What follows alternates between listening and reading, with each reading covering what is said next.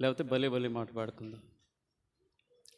భలే భలే మాట, బంగారు మాట, బైబిల్లో మాట, యేసు మాట. భలే భలే మాట, బంగారు మాట, బైబిల్లో మాట, యేసు మాట. నా జీవితాన నీ జీవితాన మరువని మాట, యేసు మాట. నా జీవితాన నీ జీవితాన మరువని మాట, యేసు మాట. భలే భలే మాట, బంగారు మాట, బైబిల్లో మాట, యేసు మాట.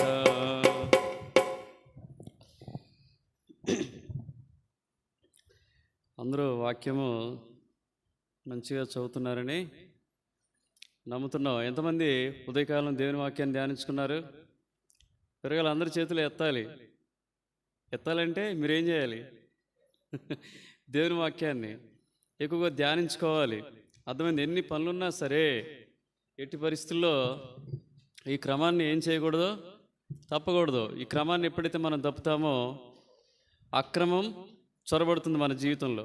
ఏం చొరబడుతుంది? అక్రమం. కాబట్టి చాలా జాగ్రత్త. అంత్య దినాల్లో ఉంటున్నాం. దేవుని వాక్యాన్ని విధిగా భక్తితో ప్రతిరోజు, ఇదెవరు చెప్పేది కదా, ఎవరు బలవంతం చేసేది కాదు, మనకు మనమే మన ఆత్మీయ జీవితాలని భద్రంగా కాపాడుకునే నిమిత్తం ఇది మన జీవితంలో ఒక ఆత్మీయ అనుభవంగా ఉండాలి. రండి, ఈ సమయంలో ప్రభు వల్ల మన మధ్యలో ఉంది.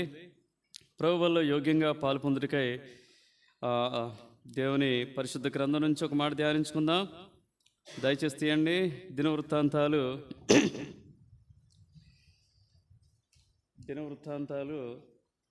28:9. మొదటి దినవృత్తాంతాలు.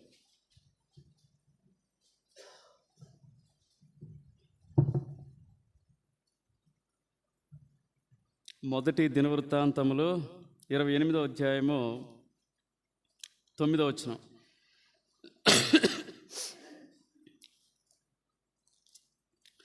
ఎవరు తిరగమాకండి, వెళ్ళమాకండి. అమ్మ కొంచెం జరుగుచ్చమ్మా, అది అడ్డుందిగా నీకు, నువ్వే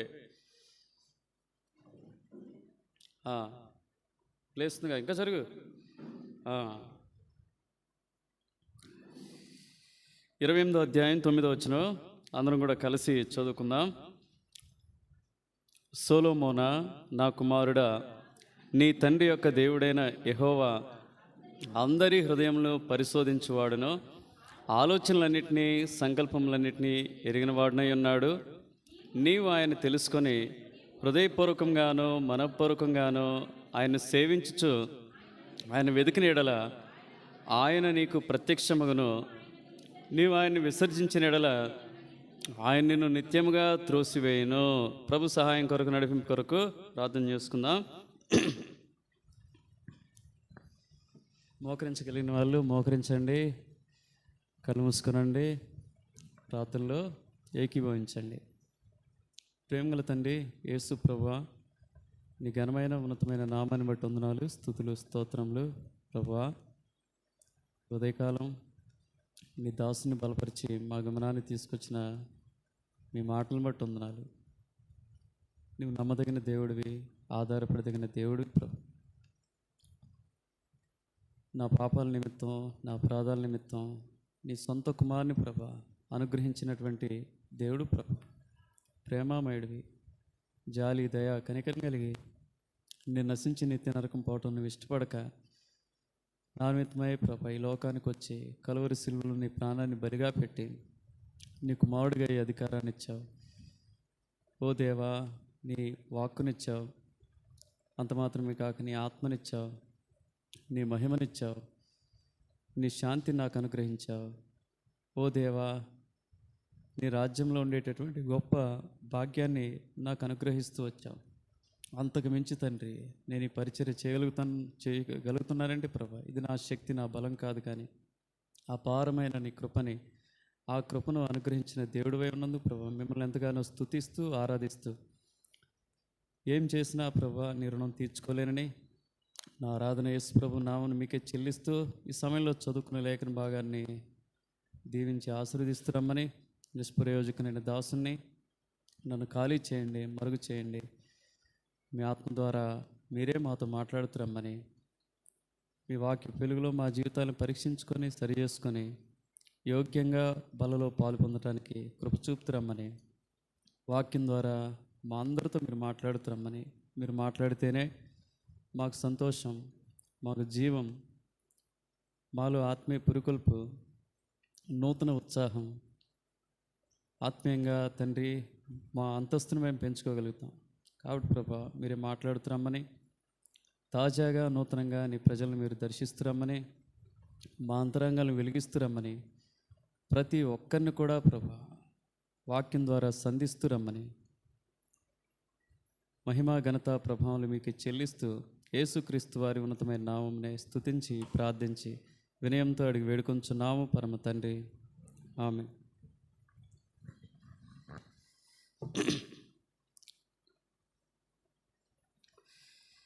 ప్రభువులో పాలు పొందటానికి వాస్తవంగా గత వారం మనం ఒక అంశాన్ని ప్రారంభించాము.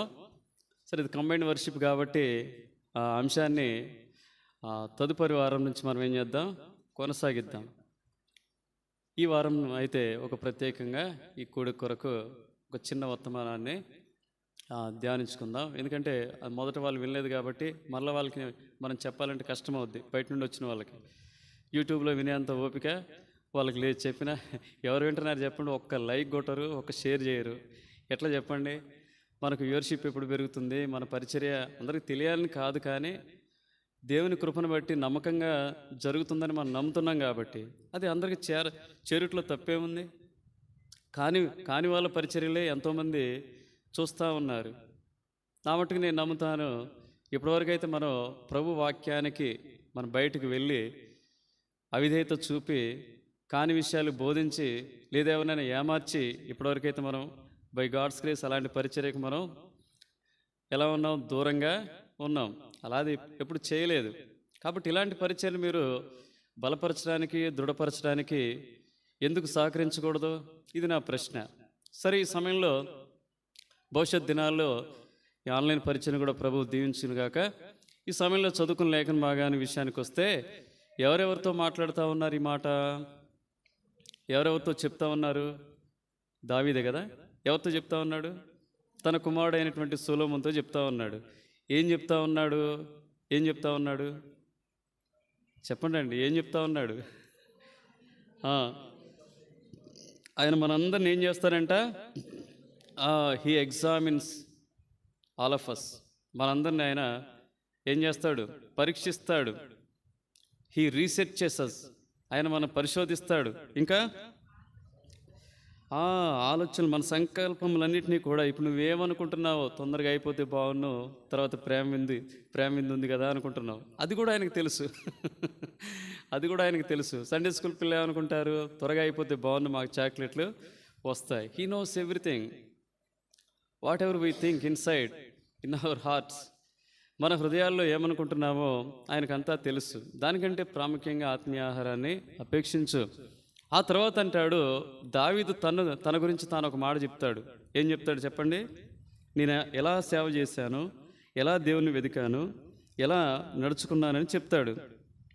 నడుచుకున్నానని చెబుతూ తన కుమారుని ఏ విధంగా ప్రేరేపిస్తా ఉన్నాడు చెప్పండి? ఆయనను తెలుసుకొని, ఇప్పుడు చదవండి ఇక్కడ నుంచి మనోత్మానం. నీవు ఆయనను తెలుసుకొని హృదయపూర్వకంగాను మనపూర్వకంగాను ఆయన్ను సేవించుచు, ఆయన వెతికిన ఎడల ఆయన నీకు ఎలా యేసు ప్రభుని మనం సేవించాలి, ఎలా భక్తి చేయాలి, ఎలా అనుసరించాలి, ఎలా ఆయన అడుగుజాడలో నడవాలంటే ఆయన చెప్తా ఉన్నాడు తన కుమారునికి ఎలా చేయాలని చెప్తా ఉన్నాడు. You should follow our God whole heartedly, not half heartedly. ఎలా అని చెప్తా ఉన్నాడు చెప్పండి? హృదయపూర్వకంగా మనపూర్వకంగా పూర్ణ హృదయంతో నీ ప్రభువు నువ్వేం చేయి? వెంబడించు, వెదుకని చెప్తా ఉన్నాడు కదా. మనం కూడా ఆ విధంగా భక్తి చేయాలన్నది ప్రభు యొక్క ఉద్దేశం. ఎలా భక్తి చేయాలి? ఏం చేసినా సరే పూర్ణ హృదయంతో, పూర్ణ మనసుతో, మనపూర్వకంగా, హృదయపూర్వకంగా చేయాలనేదే ప్రభు యొక్క సంకల్పం. ఎంతమంది ఇక్కడ హృదయపూర్వకంగా వచ్చారో నాకు తెలియదు. ఎంతమంది హృదయపూర్వకంగా వాక్యం వింటున్నారో నాకు తెలియదు. ఎంతమంది హృదయపూర్వకంగా ఆరాధించారో నాకు తెలియదు. ఎంతమంది హృదయపూర్వకంగా ప్రభుని భవిష్యత్తులో వెంబడించాలని అనుకుంటున్నారో కూడా నాకు తెలియదు. కానీ ప్రభు ఎరుగును మన హృదయాలని. కాబట్టి ఇక్కడ మీరందరూ కూడా హృదయపూర్వకంగా భక్తి చేయాలన్నదే మా తలంపు, అదేవిధంగా ప్రభు యొక్క ఉన్నతమైనటువంటి కోరిక. మరి ఏంటి హృదయపూర్వకంగా ఏం చేయాలి ఆత్మీయ జీవితంలో? చెప్పండి, జరిగిన ఒకటి చెప్పమ్మా. హృదయపూర్వకంగా ఏం చేయాలి? దేవుని ఆరాధించాలి. Very good. మొట్టమొదటి చాలా ఖచ్చితమైనది, నిశ్చయమైనటువంటి, స్పష్టమైనటువంటి మాట అది. నా తలంపులో ఉన్నటువంటి మొదటి తలంపు కూడా అదే. ఇవాళ భార్యాభర్తలు ఇద్దరు బాగా ప్రార్థన చేసుకుని వచ్చినట్టుగా ఉన్నారు. నేను పాడదాం అనుకున్న పాట ఆయన పాడాడు, ఇప్పుడు నేను చెబుదాం అనుకున్న వర్తమానం ఆయన చెప్తా ఉంది. ఐ అప్రిషియేట్ యువర్ ఏమంటారు, డివైన్ నేచర్, దైవికమైనటువంటి ఈ మీ సత్ప్రవర్తన బట్టి మేము సంతోషిస్తున్నాం. చెప్పండి, తర్వాత ఇంకేం చేయాలి? అదొకటేనా? చెప్పండి. సేవించాలి. Very good. We should serve the lord with whole hearted కదా, హార్టెడ్లీ. హృదయపూర్వకంగా ప్రభుని ఏం చేయాలి? మనం సేవించాలి. రాధాకి ఏం చేయాలి? హృదయపూర్వకంగా సేవకుడు వచ్చినప్పుడు ఏం చేయాలి? తప్పించుకోవాలి. వెంకటగిరి వాళ్ళు మా వాళ్ళు చెప్తారు, హృదయపూర్వకంగా వాళ్ళు టీవీ చూస్తూ ఉంటారు ఇంటికి వెళ్ళినప్పుడు, హృదయపూర్వకంగా బూతులు మాట్లాడుతూ ఉంటారు. అంటే నువ్వు కాదు, అక్కడ ఉన్నటువంటి మా ప్రజలు హృదయపూర్వకంగా దెబ్బలాట్లు పెట్టుకుంటూ ఉంటారు. హృదయపూర్వకంగానే వాళ్ళు ఇక్కడ ఏం జరుగుతూ ఉంటుంది? మీటింగ్ జరుగుతూ ఉంటుంది. వెళ్ళిపోయేటోళ్ళు వెళ్ళిపోతూనే ఉంటారు, వచ్చేటోళ్ళు వస్తూనే ఉంటారు, కేర్లెస్గా ఉంటారు హృదయపూర్వకంగా. అదే ప్రసంగి 8:11 ఉంటారు. ఏమంటాడంటే ఒక మాట, హృదయపూర్వకంగా వాళ్ళు ఏం చేస్తున్నారంటే దుష్క్రియలు అంటాడు ఒక మాట. ప్రసంగి 8:11.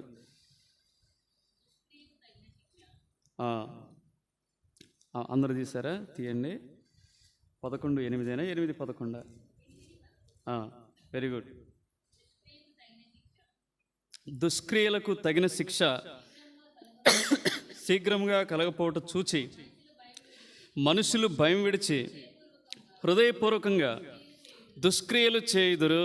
ఎలా చేస్తున్నారు చెప్పండి? హృదయపూర్వకంగా మందిరాన్ని మానేసే వాళ్ళు ఉన్నారు, హృదయపూర్వకంగా దేవుని ఆరాధించిన వాళ్ళు ఉంటున్నారు, హృదయపూర్వకంగా అన్ని తప్పించుకోవడానికి ప్రయత్నం చేసే వాళ్ళు ఉంటున్నారు, హృదయపూర్వకంగా వాక్యం ధ్యానించుకోకుండా ఉండేటోళ్ళు ఉంటున్నారు. అది కూడా ఏం చేస్తున్నారు వాళ్ళు? అది కూడా హృదయపూర్వకంగానే చేస్తున్నామని చెప్తా ఉన్నారు కదా. అది కాదు ప్రభు మన జీవితాల నుంచి కోరుకునేది, అది కాదు. మనం హృదయపూర్వకంగా కొన్ని చేయాలని నిర్దిష్టంగా దేవుని వాక్యం చెప్తా ఉంది. అన్న 7 సంగతులు చెప్పాడు కాబట్టి నేను కూడా ఒక 7 సంగతులు చెప్తాను. ఏం కాదు, మంచి భోజనం. కల్పన సిస్టర్ వాళ్ళ కుటుంబం, దేవుడు వాళ్ళని ప్రేమించి వారు చక్కటి ఉద్యోగం ఇచ్చాడు. ఒక కీడు జరిగినప్పటికీ కూడా దాని వెనక వారి జీవితాల్లో మేలు అనుమతించాడు. కుటుంబాన్ని విడిచిపెట్టలేదు దేవుడు. ఆయన ఏం చెప్తా వచ్చాడు? మన యోబును కూడా వచ్చి ఇదే మాట చెప్తా వచ్చాడు, నిన్ను ఏమాత్రమునో విడువను, నిన్ను ఎన్నడునో. ఏం దేవుడు అండి యేసు ప్రభు. ఆయన విడిచిపెట్టే దేవుడు కాదు. ఆ కుటుంబాన్ని విడిచిపెట్టలేదు, వారికి తోడుగా ఉన్నాడు, వారిని ఆదుకుంటున్నాడు. భవిష్యత్ దినాల్లో కూడా ఆ కుటుంబాన్ని ఆదుకుంటాడు. వారి దేవుని సంఘాన్ని, దేవుని ప్రజలను ప్రేమించి హృదయపూర్వకంగా ఏం చేస్తూ వచ్చారు? అన్న హృదయపూర్వకంగా చెప్తున్నాను, ఏం చేద్దాం? మీరు కాదన్న ఈ వారం భోజనం పెట్టేది, ఎవరు పెడదాం? మనం పెడదామని చెప్తా వచ్చింది. కాబట్టి ఆ కుటుంబం కొరకు, తన భవిష్యత్తు, ఉద్యోగ భవిష్యత్తు కొరకు, తన పిల్లల రక్షణ కొరకు మీరు ప్రార్థించండి. ఏం చేయాలి మనం హృదయపూర్వకంగా అంటే ఓ మాట రాయబడతా వచ్చింది. నిర్గమకాండం 25:1 ఒక 7 సంగతులు మనం క్లుప్తంగా త్వరగా హృదయపూర్వకంగా మనం చేయవలసినటువంటి సంగతులు ఇవన్నీ కూడా 25:1 యెహోవా మోషేకు ఇలాగ సెలవిచ్చెను, నాకు ప్రతిష్టార్పణ తీసుకొని రండని ఇశ్రాయేలుతో చెప్పుము. మనపూర్వకంగా అర్పించు ప్రతి మనుషుని యొద్ద దాన్ని తీసుకొని వెళ్ళను. ఇక్కడ దేని గురించి మాట్లాడుతూ ఉన్నాడు? ఏది హృదయపూర్వకంగా మనం చేయాలంటే అర్పణలు. దేని గురించి చెప్తా ఉన్నాడు? ఏది ప్రభువుకు మంచి అర్పణ చెప్పండి? స్తుతి. ఇంకా విరిగి నలిగిన మనసు. Very good. హృదయార్పణ కదా. ఏమీ నీకర్పించగలను, ఏమీ లేని వాడనయ్యా, ఏమీ కర్పించగలను? ఏమీ లేని వాడనయ్యా, విరిగి నలిగిన హృదయముతో, విరిగి నలిగిన హృదయముతో అర్పింతు ఆత్మార్పణను. ఏం కావాలి ప్రభువుకి చెప్పండి? ఆత్మనే. మన ఆత్మనే ప్రభువుకి అర్పించుకోవాలి. ఇక్కడైతే వాళ్ళు భౌతికమైనటువంటి కానుకలను అర్పిస్తున్నారు. అది కూడా ఏ విధంగా అర్పిస్తూ ఉన్నారు? వాళ్ళు హృదయపూర్వకంగా. నిర్గమాకాండం 35వ అధ్యాయంలో ఇంకో మాట రాస్తూ వచ్చాడు 29వ వచనంలో. వాళ్ళ ప్రజలు ఆ దినాల్లో దేవుని మందిరానికి ఎంతగానో హృదయపూర్వకంగా వారు అర్పణలు పట్టుకొచ్చారు. ప్రభు ఏం కోరుతా ఉన్నాడు? ఏది హృదయపూర్వకంగా నువ్వు అర్పించాలంటే నీ హృదయార్పణ ఆయన మొట్టమొదటిగా కోరేది, నీ ఆత్మార్పణ ఆయన కోరేది. అర్థమైందా? ఆరాధించమంటే వెనకడుగు వేస్తున్నావు, స్తుతించమంటే ఆలోచన చేస్తా ఉన్నావు. స్తుతిస్తే ఎంత మేలో, ఎంత మేలో కదా. ప్రభు ఎంతో మహిం పొందుతాడు, సంతోషిస్తాడు. ఆరాధించేటటువంటి అనుభవం కలిగి ఉండు. 35వ అధ్యాయము 29వ వచనం చదవండి. మోషే చేయవలనని యెహోవా ఆజ్ఞాపించిన పనులన్నిటి కొరకు ఇశ్రాయేలీల్లో పురుషులనేమి స్త్రీలేమి తెచ్చుటకు ఎవరి హృదయములు వారిని ప్రేరేపించినో వారందరూ మనఃపూర్వకంగా యెహోవాకు అర్పణములను తెచ్చిరి. నీవు నేను తీసుకురావాల్సింది ఏంటంటే కదా, వాళ్ళేమో భూ సంబంధమైన అర్పణలు పట్టుకొచ్చారు. నీవు నేను పట్టుకురావాల్సిందేంటి? ఆత్మార్పణ అండి. 51వ కీర్తన 16-17 వచనంలో ప్రభుకి ఇష్టమైనది ఏంటి చెప్పండి? ఇది పట్టుకొని రావాలి. ఉదయం ఆరాధించడానికి వచ్చేటప్పుడు, దేవుని మందిరానికి వచ్చేటప్పుడు, దేవుని ప్రజలతో ఆరాధించడానికి నువ్వు సంకల్పించినప్పుడు ఎలాంటి హృదయం కలిగి ఉండాలంటే హృదయపూర్వకంగా ప్రభుని తనివి తీరా. కొంతమంది ఆరాధించారు, నేను చూడగలిగాను, నేను వినగలిగాను, నేను అనుభవించగలుగుతా వచ్చాను. వారి ఆరాధన ఎలా ఉందంటే హృదయపూర్వకంగా ఉంది. కొంతమంది చేశారు చేయకపోతే ఏమని అనుకుంటారేమోనని, చేయకపోతే ఏమని అనుకుంటారేమోనని చేశారు. ఆ విధంగా కాదండి. 51వ కీర్తన 16-17 చదవండి. నీవు బలిని కోరువాడవు కావు, కోరిని ఎడల నేను అర్పించుదును. దహన బలి నీకు ఇష్టమైనది కాదు, విరిగిన మనస్సే దేవునికి ఇష్టమైన బలి. ఈ బలితో వచ్చిన వారిని బట్టి దేవుడు ఎంతగానో సంతోషిస్తాడు. అంత మాత్రమే కాదండి, మనిషి దేవుని యొద్ద నుండి 4-5 సంగతులు దొంగిలిస్తాడు. ఒకటి ఏం దొంగిలిస్తాడంటే ఆరాధననే దొంగిలిస్తాడు. చేయడు ఆరాధన చేయకుండా దాన్ని ఏం చేస్తూ ఉంటాడు? దొంగిలిస్తూ ఉంటాడు. రెండోది ఏం చేస్తాడంటే ప్రభుకు సమయం ఇవ్వడు, ప్రభు సమయాన్ని దొంగిలిస్తాడు. మూడోది ఏం చేస్తాడు? ప్రభుకి ఏమివ్వడంటే ప్రభు యొక్క పనులకి ఆయన ఏం చేయడంటే తన శక్తిని ఇవ్వడు, ఆ శక్తిని దొంగిలిస్తాడు. ఆ తర్వాత 4వదిగా ఏం చేస్తాడంటే ఇచ్చినటువంటి తలాంతు కదా, తలాంతు ఉంటుంది కానీ ఏం చేస్తారు దాన్ని వాడు ఉంటాడు కదా, దాన్ని భూమిలో తవ్వి పాతి పెడతాడు. ఇట్లే మనోళ్ళు కూడా చేసేది, భూమిలో తవ్వి పాతి పెడతారు, ఇట్లా బయటకు వస్తూ ఉంటారు. అప్పుడప్పుడు మాలాంటి వాళ్ళు ఏం చేస్తూ ఉంటాం? తవ్వుతూ ఉంటాం. తవ్వినప్పుడు దొరుకుతూ ఉంటారు రాజస్థాన్ లాంటి వాళ్ళు.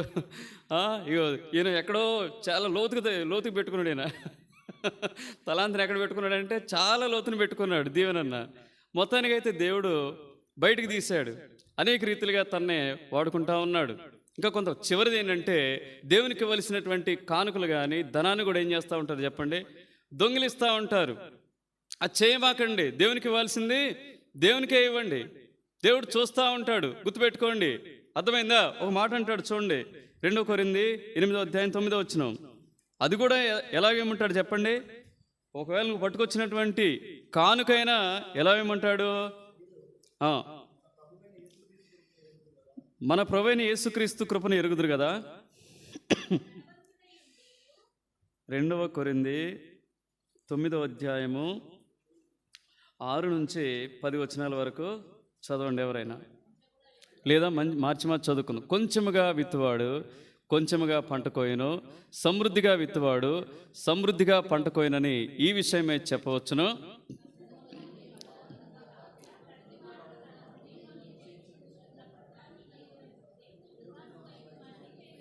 మరియు అన్నిటి యందు ఎల్లప్పుడూ మీలో మీరు సర్వసమృద్ధి కలవారై ఉత్తమమైన ప్రతి కార్యం చేయుటకు దేవుడు మీ ఎడల సమస్త విధములైన కృపను విస్తరింప చేయగలడు.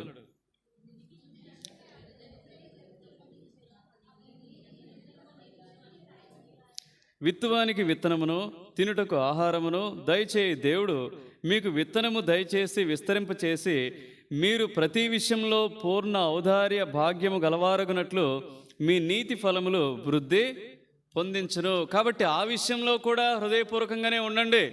దేవుని పని యథార్థంగా జరుగుతూ ఉన్నది, దాన్ని బిగబట్టబాకండి. అర్థమైందా?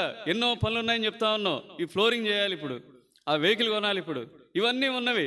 ఇప్పటికి కూడా మీరు హృదయపూర్వకంగా ప్రభుకి ఇవ్వవలసింది ఇవ్వకపోతే కదా ఆయన హృదయార్పణ అడుగుతాడు. అంత మాత్రమే తన పనికి కూడా కావలసినటువంటి సహాయం కూడా తన ప్రజల నుండి ఏం చేస్తారంటే ఆశిస్తాడు.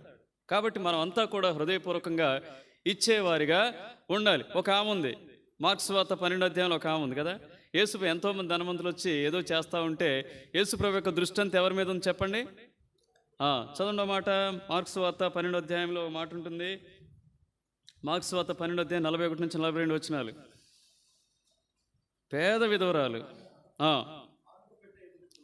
కానుక పెట్టే ఎదుట కూర్చుండి, జనసమూహము ఆ కానుక పెట్టెలో డబ్బులు వేట చూస్తుండెను.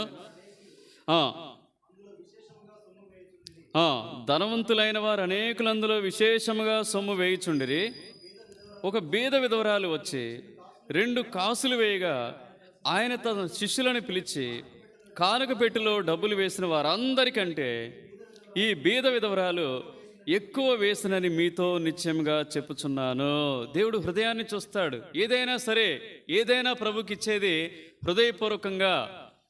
అది ఏ అర్పణైనా, భూ సంబంధమైన అర్పణైనా, పర సంబంధమైన అర్పణైనా, హృదయార్పణైనా, ఆత్మార్పణైనా నీవు నేను హృదయపూర్వకంగా ఇవ్వాలని ప్రభు కోరుతా ఉన్నాడు. ఒక ఇంటికి పోతే ఆయన అన్యులే కానీ కాస్త ఏంటంటే డబ్బును బాగా బిగబడతాడు. డబ్బును ఏం చేస్తాడు?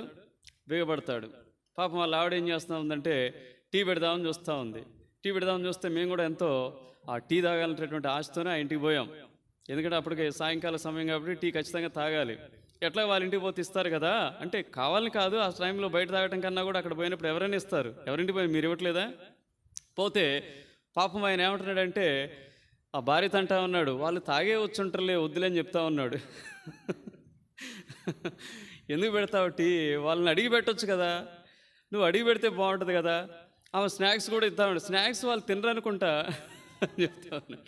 ఆయనకి హృదయపూర్వకంగా పెట్టే బుద్ధి లేదండి, లేదు. ఆయన కించపరచడానికి కాదు, కానీ మన హృదయాలు ఆ విధంగా ఉంటాయి. కొన్ని పరిస్థితుల్లో కొందరి హృదయాలు ఆ విధంగా సంకుచితంగా ఉంటాయి. ఆ విధంగా ఉండొద్దు. నేను నా జీవితంలో ప్రభుని నమ్ముకున్నటువంటి మనము పూర్ణ ఔదార్యం కలిగినటువంటి జీవితాలని ఈ లోకంలో జీవించాలి.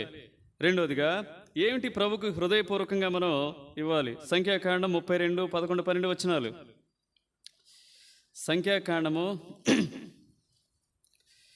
32, 11, 12 వచనాలు.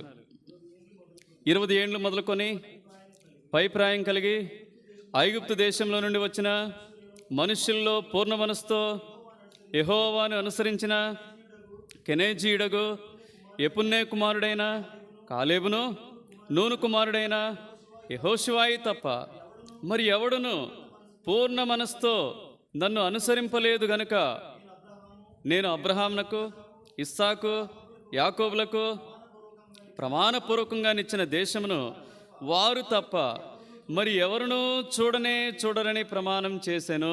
ఒక 2 వ్యక్తులు ఉన్నారు, మనకు తెలిసినటువంటి లేఖన భాగమే. ఎవరా వ్యక్తులు? కాలేబు, యెహోషువ. వీళ్ళిద్దరు ఏం చేస్తూ వచ్చారు? రెండోదిగా పూర్ణ హృదయంతో దేవుణ్ణి ఏం చేస్తూ వచ్చారు? అనుసరించారు. They followed the God. దేవుని వాళ్ళు పూర్ణ హృదయంతో అనుసరించారు. నువ్వు అనుసరిస్తున్నావా చెప్పు? పూర్ణ హృదయంతో, పూర్ణ మనసుతో, మనఃపూర్వకంగా, హృదయపూర్వకంగా దేవుని వెంబడిస్తున్నావా చెప్పు? వెంబడించవు. కొద్ది కాలం వెంబడిస్తావు, తర్వాత ఆగిపోతావు.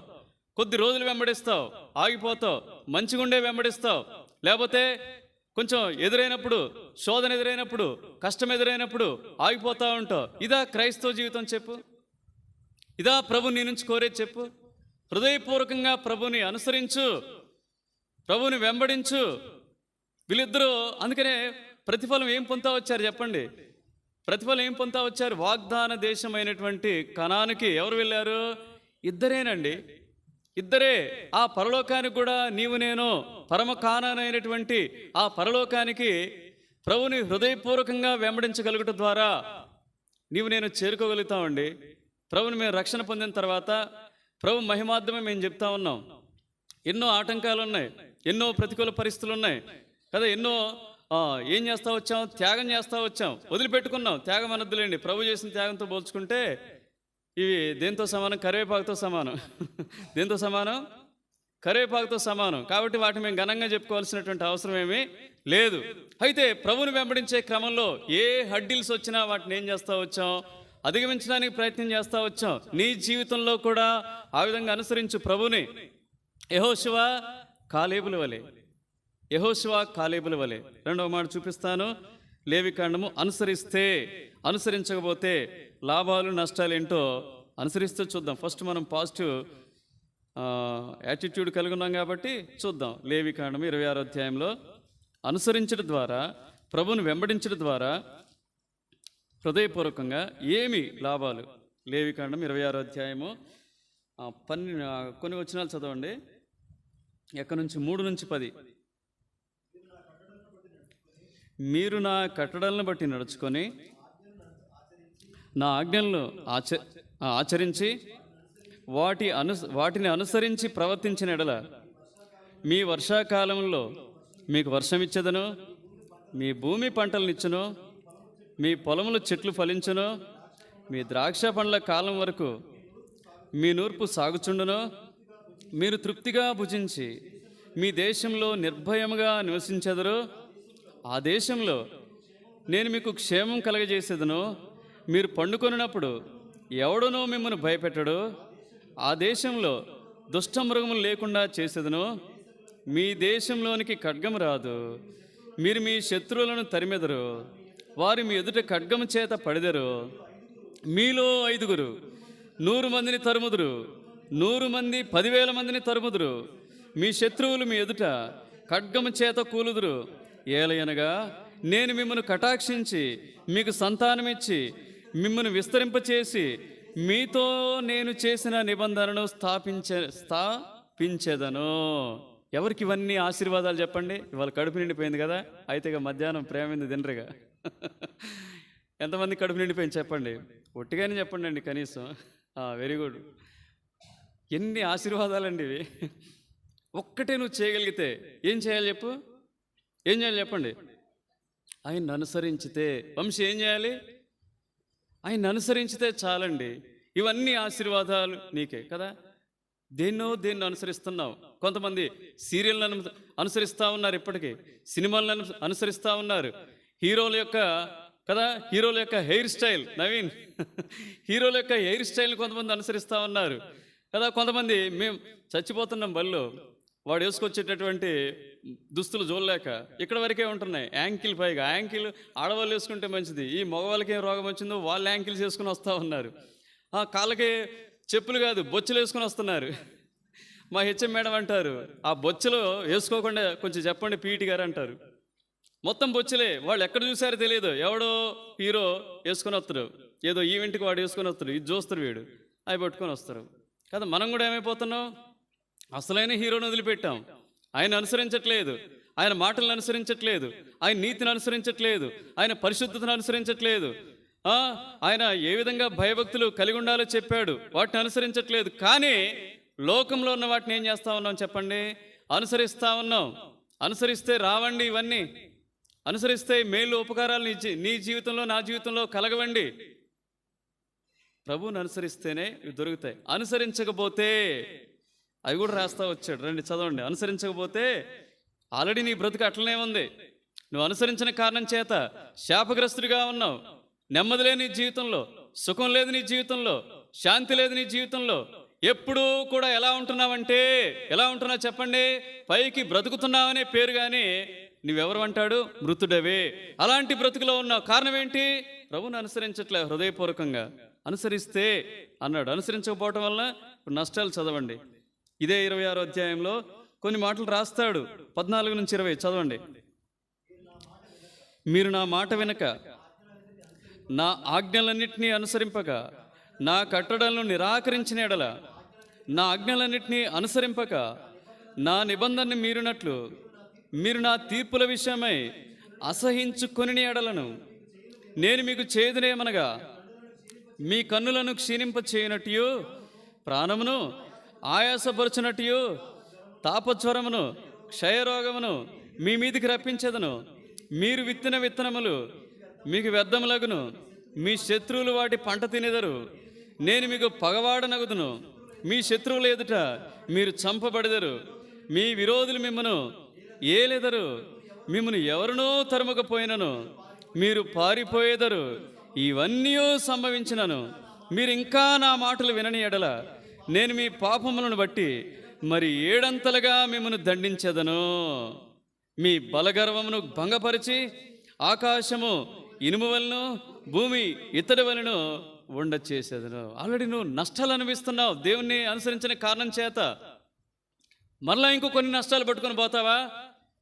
సియోనుకు వచ్చావు, దేవుని మాటలు విన్నావు, నీ హృదయాన్ని సరి చేసుకో, ప్రభుతో సమాధానపడు. అయ్యా, నేను అనుసరించలేకపోతా ఉన్నాను, నేను వెంబడించలేకపోతా ఉన్నాను, నా కుటుంబమే నన్ను వెనక్కి లాగుతా ఉంది, నాకున్నటువంటి ఉద్యోగమే నన్ను వెనక్కి లాగుతా ఉంది, నాకున్నటువంటి చెడు వ్యాపకాలే నన్ను వెనక్కి లాగుతా ఉన్నాయి, నాకున్నటువంటి గర్వమే నన్ను వెనక్కి లాగుతా ఉంది, వీటి నుంచి నన్ను ఏం చేయి, విడిపించు అని ప్రభువుని వేడుకొని ప్రభు బలిలో పాలు పొందు. ఎలా అనుసరించాలో తెలుసా? ప్రభువుని ఎలా అనుసరించాలి? రెండవ మాట ఉంది, ఎలా అనుసరించాలి. యోబు 23:10-11 ఎలా అనుసరించాలి? నేను నడుచు మార్గం ఆయనకు తెలియను, ఆయన నన్ను శోధించిన తరువాత నేను సువర్ణం వలె కనబడదును. నాతో పాటుకి ఇప్పుడు చదవండి. నా పాదములు ఆయన అడుగు జాడలు విడువక నడిచినవి, నేను ఇటు అటు తొలగక ఆయన మార్గము అనుసరించి తిని. కదా, ఎంత చక్కగా చెప్తున్నా. అప్పుడు ఎలా ఉంటావంట? సువర్ణం వలె నీ జీవితం ఉంటుందయ్యా, సుఖంగా ఉంటుంది నీ జీవితం. అర్థమైందా? ఇంకేమన్నాడు 12వ వచనంలో? ఈ మాటలు నిలాంచమని చెప్తా ఉన్నాడు. ఆయన పెదవుల ఆజ్ఞను నేను విడిచి తిరగలేదు, ఆయన నోటి మాటలను నా స్వాభిప్రాయం కంటే ఎక్కువగా ఎంచితిని. ఈ విధంగా అనుసరించు ప్రభుని. ఆనాడు మన పితరులు అనుసరించారు, మేలు పొందారు. యెహోషువ, కాలేబులు పరలోకానికి చేరుకున్నారు. నీకొద్దా పరలోకం చెప్పు, నీకొద్దా దేవుని రాజ్యం చెప్పు. ఎంత మంచి రాజ్యం అన్నాడు కదా. యేసుని రాజ్యము అది నిశ్చలమైనది, ప్రభు యేసుని రాజ్యము నిశ్చలమైనది,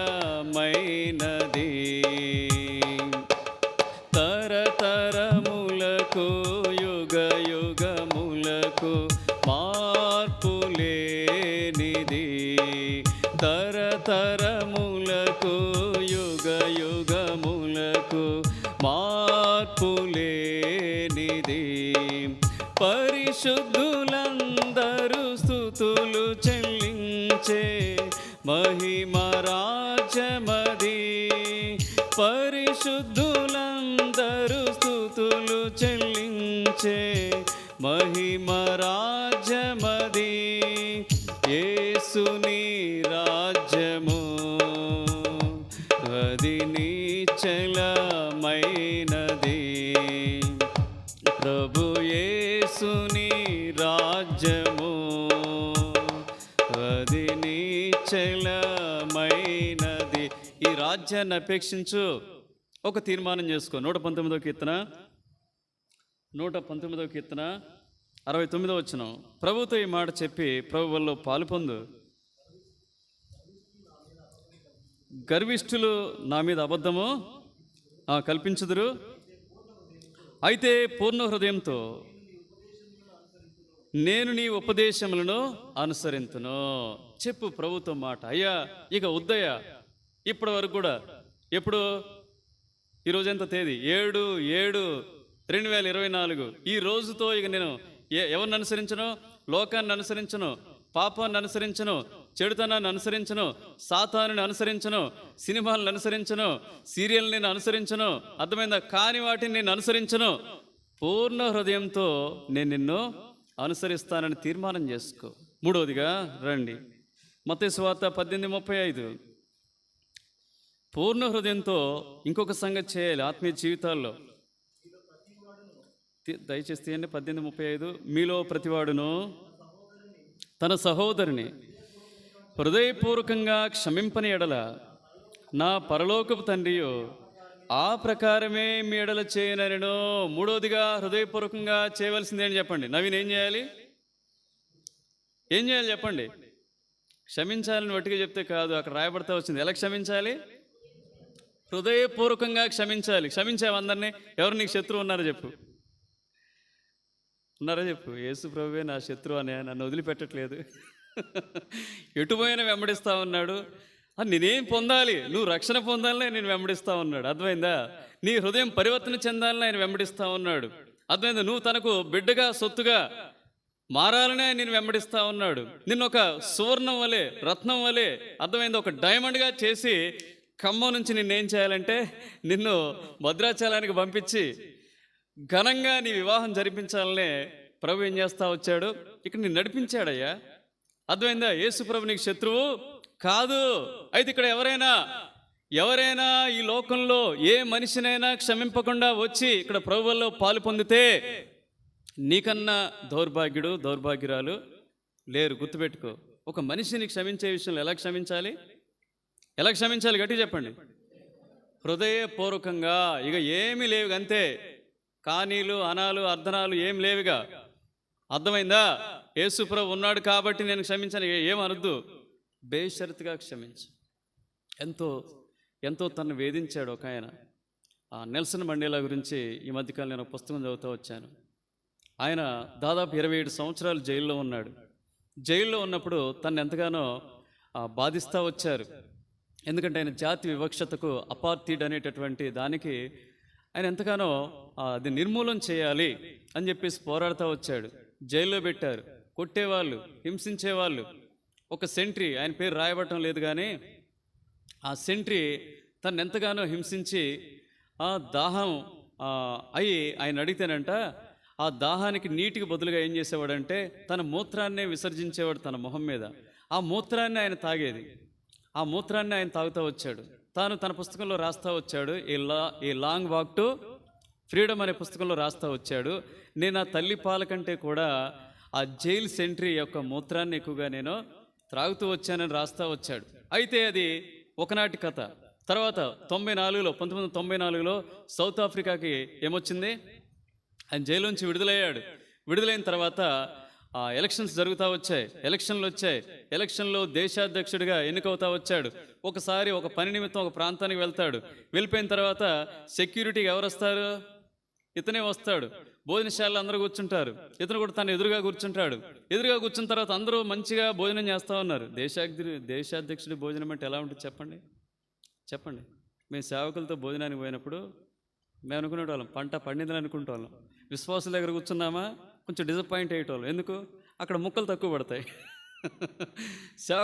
సేవకుల పంక్తిలో కూర్చున్నామా, పరిచారకుల పంక్తిలో కూర్చున్నామా, కాస్త జరంత ఏం చేస్తారు చెప్పండి? కొంచెం ఎక్కువేస్తారు కదా. మరి అలాంటిది దేశ అధ్యక్షుని యొక్క భోజన సహవాసంలో ఉన్నటువంటి ఆ వ్యక్తికి మంచి భోజనం దొరుకుద్ది.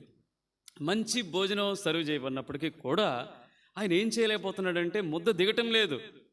భయపడతా ఉన్నాడు, వణికిపోతా ఉన్నాడు. ఆ తర్వాత నా దగ్గరకు వచ్చి కూర్చోమన్నాడు. సరే కూర్చున్నాడు కానీ తినలేకపోయాడు. కానీ కొద్దిసేపు అలా కూర్చొని వెళ్ళిపోతా వచ్చాడు. మిగతా వాళ్ళు చూస్తారు, ఏంటి అతనికి ఆరోగ్యం బాగాలేదా, సరిగా ఆరోగ్యం లేదా, ఎందుకు అలా వెళ్ళిపోయాడు, ఎందుకు తినలేకపోతా వచ్చాడంటే ఆవిడ పక్కన ఉన్నటువంటి అధికారులతో నెల్సన్ మండేలా గారు చెప్తారనమాట, అయ్యా అది కాదు అసలు కదా, అనారోగ్యం కాదు, ఇంకేది కాదు. అతను నన్ను చూసి భయపడతా ఉన్నాడు.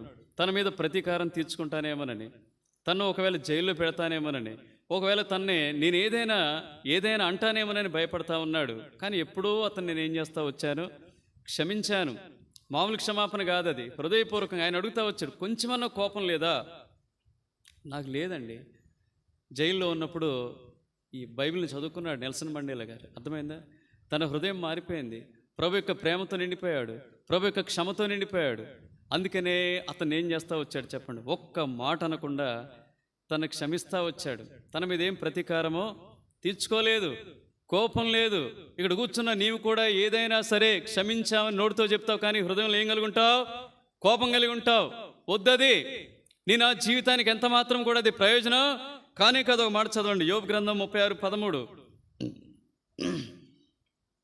యోబు గ్రంథం 36:13.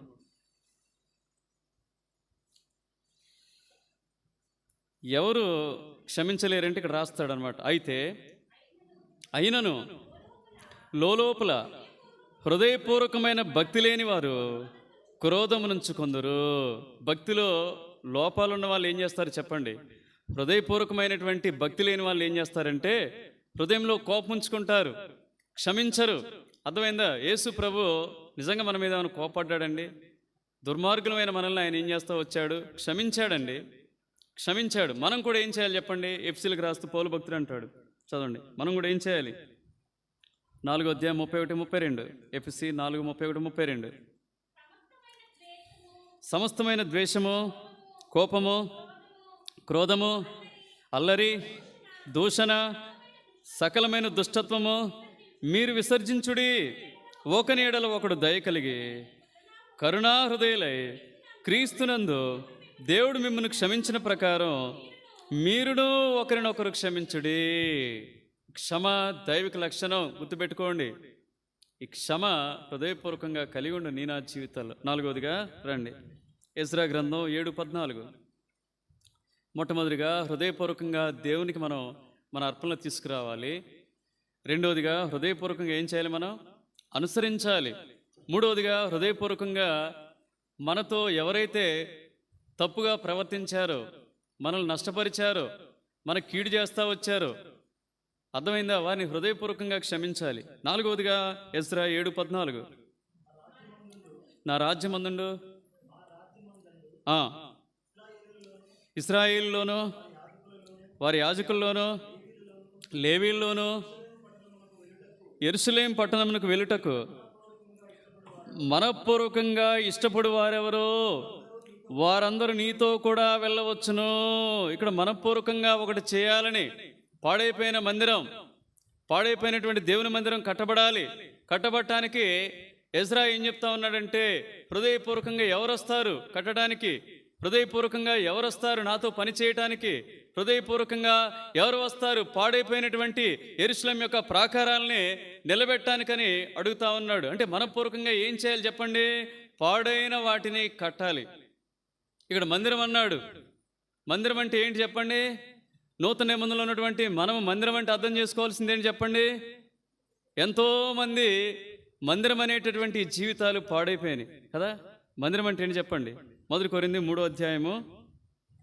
అక్కడ భూ సంబంధమైన మందిరం, ఇక్కడేమో ప్రభు మనల్ని ఏర్పరచుకున్నటువంటి మందిరాలు. ఏమిటవి? మన దేహమేనండి. మీరు దేవుని ఆలయమై ఉన్నారనియో దేవుని ఆత్మ మీలో నివసించున్నాడనియో మీరు ఎరుగరా? ఎవడైనను దేవుని ఆలయమును పాడు చేసిన ఎడల దేవుడు వారిని పాడు చేయను. దేవుని ఆలయము పరిశుద్ధమైనది, మీరు ఆ ఆలయమై ఉన్నారు.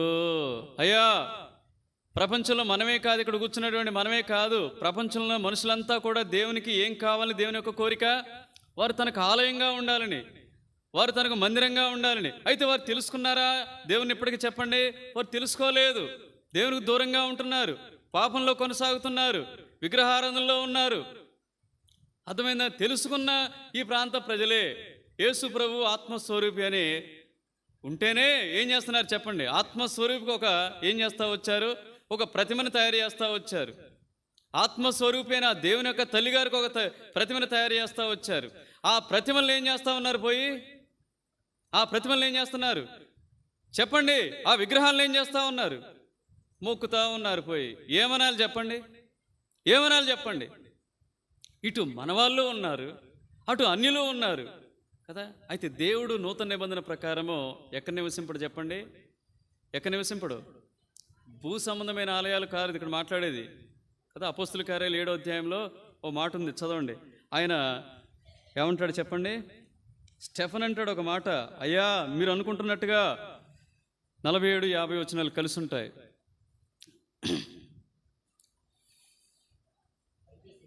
అయితే సొలొమోను ఆయన కొరకు మందిరం కట్టించెను, అయినను ఆకాశం నా సింహాసనము, భూమి నా పాదపీఠము, మీరు నా కొరకు ఎలాంటి మందిరం కట్టుదురు?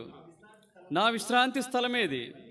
ఇవన్నీ నా హస్తకృతములు కావా అని ప్రభువు చెప్పుచున్నాడని ప్రవక్త పలికిన ప్రకారము సర్వోన్నతుడు హస్తకృతాలయంలో నివసింపడు.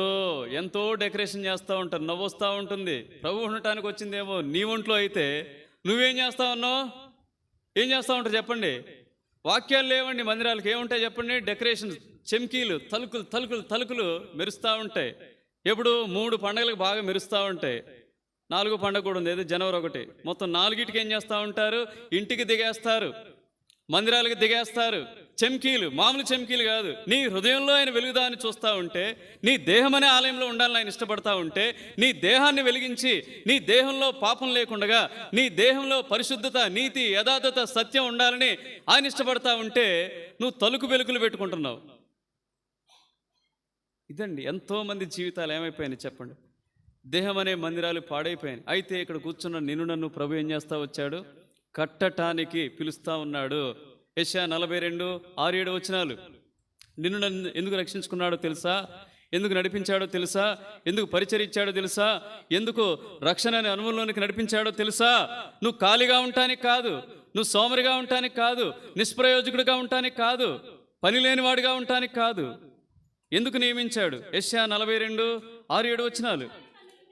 గ్రుడ్డివారి కన్నులు తెరచుటకును, బంధింపబడిన వారిని చెరసాలలో నుండి వెలుపలికి తెచ్చుటకును, చీకటిలో నివసించే వారిని బందీ గృహంలో నుండి వెలుపలికి తెచ్చుటకును, యెహోవానగు నేనే నీతి విషయంలో నిన్ను పిలిచి నీ చేయి పట్టుకొని ఉన్నాను. నిన్ను కాపాడి ప్రజల కొరకు నిబంధనగాను అన్యజనులకు వెలుగుగాను నిన్ను నియమించి ఉన్నాను. తెలుసుకో ఈ సత్యాన్ని రాయేషన్నా. అర్థమైందా? ఎందుకు నీకు ఈ రక్షణ ఇచ్చాడు? ఎందుకు మంచి కుటుంబాన్ని ఇచ్చాడు? ఎందుకు మంచి భార్యనిచ్చాడు? ఎందుకు మంచి ఉద్యోగాన్ని ఇచ్చాడు? అదే ఎంత అదృష్టం అండి. మేము రోజు వస్తున్నాం అప్ అండ్ డౌన్ చేయలేక, తిరగలేక. మామూలు బాధలు కావు. నరసింహరావు అని చెప్తే ఒక పేజీ రాస్తాడు, ఒక పుస్తకమే రాస్తాడు. యాత్రికుని ప్రయాణం 2 వాల్యూమ్ ఆయన రాసేది. యాత్రికుని ప్రయాణం 2వ వాల్యూమ్ ఒక ఆయన జాన్ బనియన్ రాశాడు. ఇక 2 శ్రీనన్న కూర్చొని రాస్తారు 2వ వాల్యూమ్. మా ప్రయాణాలు, అలసటలు అసలు ఎంత భయంకరం అంటే బై గాడ్స్ గ్రేస్ కొంతమంది ఇచ్చాడు మాకు, సహకారాలు ఇచ్చాడు కాబట్టి మేము చేయగలుగుతున్నాం కదా. దేవుని కృపది. వారు కూడా లోబడబట్టి మేము చేయగలుగుతున్నాం, వారు సహకరించబట్టి మేము చేయగలుగుతున్నాం. అర్థమైందా కదా? అవన్నీ నీకు లేవు. కానీ నువ్వెలా చేయాలి చెప్పు? మీరెలా చేయాలని చెప్పండి? వారికంటే మెరుగ్గా. అర్థమైంది? ఇరిమియా అంటాడు కదా, నాకు మాటలు రావండి, నేను పోనండి. ఐఎమ్ ఏ లిటిల్ బాయ్ అంటాడు, ఐఎమ్ ఏ బాయ్ అంటాడు. అప్పుడు దేవుడు ఏమంటాడు? నోరు మూసుకో అంటాడు. నోరు మూసుకో. You are not a little boy, I will be with you. Jeremiah, I will be with you, I have appointed you. ఏమంటాడు చెప్పండి? 9-10 వచనాలు చదవండి మొదటి అధ్యాయంలో. అప్పుడు యెహోవా చేయి చాపి నా నోరు ముట్టి ఇలాగ సెలవిచ్చాను, ఇదిగో నేను నీ నోట నా మాటలు ఉంచి ఉన్నాను. పెళ్ళగించుటకును, వెరగొట్టుటకును, నశింపచేయుటకును, పడద్రోయుటకును, కట్టుటకును, నాటుటకును నేను ఈ దినమున జనముల మీదను రాజ్యముల మీదను నిన్ను నియమించి ఉన్నాను. దేవుడు ఏం చెప్తున్నాడు? He has appointed you. అర్థమైందా? ఆయన నియమించి ఉన్నాడు కదా. చెప్పొద్దు, సాకులు చెప్పొద్దండి. దేవుని పనికి సాకులు చెప్పొద్దు. ఒక్క ఆత్మనైనా రక్షించండి. డిఎల్ మూడి గారు రోజుకు ఒకరికి ఏం చెప్పేవాళ్ళు చెప్పండి? నేను కూడా రోజుకు ఒకరిద్దరికైనా చెప్తా ఉంటాను. ఎలా చెప్తాను? ఎవరు చెప్తాను? బ్యాంక్ వాళ్ళకి. ఎక్కడ పోవాల్సిన లేకుండా వాళ్ళే నాకు ఫోన్ చేస్తున్నారు. మీరు కూడా మొదలు పెట్టండి. కొంతమంది నవ్వుతున్నారు, కొంతమంది కోపడుతున్నారు, కొంతమంది సీరియస్గా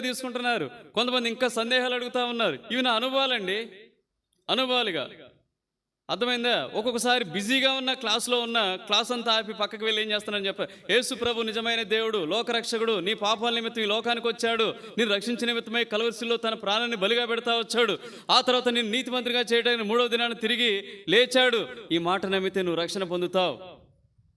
కట్ చేస్తున్నా కాలు, వచ్చి పాఠం చెప్తున్నా, వచ్చి ఏం చేస్తున్నా, వాళ్ళకి అవకాశం ఇవ్వట్లే. వాళ్ళకి అవకాశం ఇస్తే ఏం చేస్తారు, మళ్ళీ బ్యాంక్ గురించి చెప్తారండి. మీరు పోతే ఎట్లా అండి, ఇన్సూరెన్స్ లేకపోతే అంటారు. మేము పోతే మాకు పరలోకం ఉంది, నువ్వు పోతే ఎట్లా? ఇది నా ప్రశ్న. ఒక ఆమెతో ఇది కూడా అన్నా, నువ్వు పోతే నీకు ఉందా గ్యారంటీ? ఇక్కడ విజయ్ అని ఒక ఆయన ఉంటాడు, టాటా విజయ్, అన్నకు బాగా తెలుసు కదా, ఆయన చెప్తా ఉన్నాడు, లైఫ్కు భరోసా ఏం చెప్తా ఉన్నాడు, నీ లైఫ్ కూడా భరోసాయా, యేసు ప్రభు నమ్ముకో, వాడభారిని స్వాస్థ్యం నీ కొరకు ప్రభు ఏం చేస్తాడు, పరలోకంలో ఉంచినాడు. చెప్పండి స్వార్థ ప్రతిరోజు డిఎల్ మూడీ వలె. అర్థమైందా? అందుకొరకు కట్టడానికి, అర్థమైందా, మనపూర్వకంగా ఇష్టపడే వాళ్ళు ప్రభుకు కావాలి. కట్టడానికి మనపూర్వకంగా రండి. ఎంతోమంది జీవితాలు ఏమైపోయినాయి చెప్పండి, పాడైపోయినాయి. వాటిని నీవు నేనే ఏం చేయాలి, బాగు చేయాలి, కట్టాలి. దట్స్ వాట్ గాడ్ అపాయింటెడ్ అస్. దేవుడు మనల్ని నియమించుకున్నాడు, రక్షించుకున్నాడు. ఇది 4వ సంగతి. 5వ సంగతి రండి, 2వ దినవృత్తాంతాలు 31:21. 2వ దినవృత్తాంతాలు 31:21. రండి, ప్రభువుని సేవించాలి. ఎలా సేవించాలని చెప్తాడు హిజ్కియా? 2వ దినవృత్తాంతాలు, దేవుని ఆశ్రయించుటకై, అందరూ తీయండి దయచేసి, సాగండి, నాతో పాటు చదవండి. తన దేవుని ఆశ్రయించుటకై దేవుని మందిర సేవ విషయమందేమి, ధర్మశాస్త్ర విషయమందేమి, ధర్మమంతటి విషయమందేమి, తాను ఆరంభించిన ప్రతి పని అతడు హృదయపూర్వకంగా జరిగించి వర్ధిల్లెను. ఇక్కడ ఏం చేస్తా ఉన్నాడు చెప్పండి? హృదయపూర్వకంగా హిజ్కియా సేవ చేస్తూ ఉన్నాడండి, హృదయపూర్వకంగా పని చేస్తూ ఉన్నాడు. నువ్వు చేస్తున్నావా? ఎన్నో పర్యాయాలు పరిచర్య అప్పగిస్తే దాన్ని ఎలా చేస్తున్నావు, ఒక భారంగా ఆలోచిస్తున్నావే తప్ప దాన్ని సవాలుగా తీసుకోవట్లే. నువ్వు దాన్ని సవాలుగా తీసుకోవట్లే. పరిచర్యని ఎప్పుడు భారంగా భావించొద్దండి. దేవుని సేవను ఎప్పుడు భారంగా భావించొద్దండి. ఇది హానర్. నా సేవకుని నేనేం చేస్తాను, ఏం చేస్తానంటాడు, ఘనపరుస్తాను. యోహాను సువార్త 12వ అధ్యాయంలో మాట ఉంటుంది, చదవండి. నిజమేనండి నేను చెప్పేది.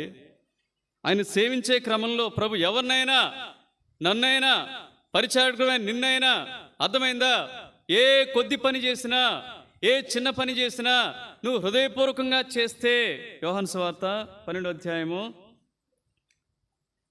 27 చదవమ్మా. Very good. ఒకడు నన్ను సేవించిన ఎడల నన్ను వెంబడింపవలెను, అప్పుడు నేను ఎక్కడ ఉందునో అక్కడ నా సేవకుడు ఉందును. సేవించు ప్రభువుని, వెనకడుగు వేయకు, పారిపోకు, దూరం అవ్వకు. అర్థమైందా? It's a huge honour. గొప్ప ఘనత ఇది దేవుని పని చేయటం. అర్థమైందా? నేను ఎప్పుడు అవమానంగా భావించలేదు. నేను ముందు ఉద్యోగస్తునని చెప్పుకోవటానికంటే కూడా దేవుని దాసునని చెప్పుకోవటానికి సంతోషిస్తాను. ఈ అనుభవం నీవు కూడా కలిగుండు. అర్థమైందా? ఒకవేళ ఇందులో హడ్డిల్స్ రావచ్చు, కష్టాలు వస్తాయి, బాధలు వస్తాయి, ఆరోగ్యం కొంత లాస్ అవుతాం. అయితే దేవుడు ఏం చేస్తాడంటే నీ పిల్లలకి, నీకు, నీ కుటుంబ సభ్యులకి, నీ ద్వారా నీ స్నేహితులకి, నీ బంధువులకి ఏం చేస్తాడు చెప్పండి? మేలు చేస్తాడు. అది మేము అనుభవిస్తా ఉన్నాం. గుర్తుపెట్టుకో. గొప్ప పరిచర్య చేస్తూ వచ్చాడు. ఆయన పేరేంటి? David Livingstone. ఏ ప్రాంతంలో చేశాడు? ఎక్కడ చేశాడండి? భవానీ ఎక్కడ చేశాడు? ఆఫ్రికాలో చేస్తూ వచ్చాడు. ఆఫ్రికాలో గొప్ప పరిచర్య చేస్తూ, అక్కడ ఎండలు బాగా ఉంటాయి లేదా? ఎందుకని అక్కడ ఎట్లుంటారు చెప్పండి? తెల్లగా ఉంటారు కదా, నిగనిగలాడుతూ ఉంటారు కదా, టెంపరేచర్ని బట్టి వాళ్ళు నలుపుగా ఉంటారు. మరి ఇతను కూడా ఏమైపోయాడు? ఈయన ఏ దేశానికి సంబంధించిన వ్యక్తి?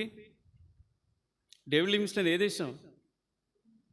ఇంగ్లాండ్ వాళ్ళు ఎలా ఉంటారు చెప్పండి? ఎవరు నల్లోళ్ళని ఎప్పుడు చూస్తామని చెప్పండి? నల్లోళ్ళని వాళ్ళు క్రికెట్ జట్లు అద్దెకు తెచ్చుకుంటారు కానీ వాళ్ళు స్వతహాగా నల్లోళ్ళు అయితే కాదు, తెల్లగా ఉంటారు. ఎందుకంటే అక్కడ చాలా టెంపరేచర్ తక్కువగా ఉంటుంది కాబట్టి వాళ్ళు తెల్లగా ఉంటారు.